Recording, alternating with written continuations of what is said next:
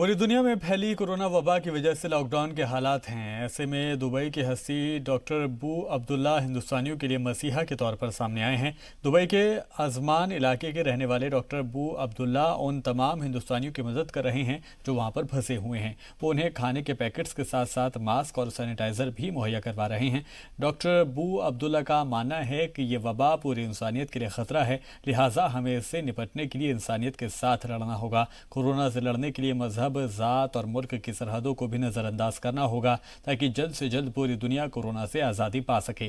Doctor बू अब्दुल्ला वही शख्सियत हैं जो पहले भी हिंदुस्तानियों के लिए मददगार बन चुके हैं। अगर कोई हिंदुस्तानी दुबई में फंस जाता है तो बू अब्दुल्ला उन्हें अपने वकीलों के जरिए कानूनी मदद मुहैया करवाते हैं।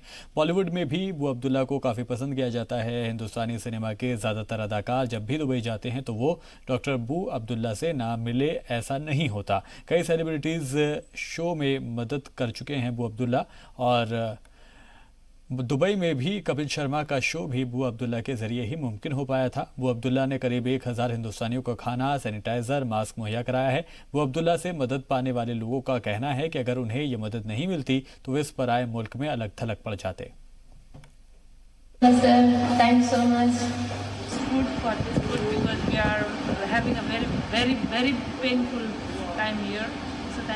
Thank you, Abdullah sir. Thank you so much.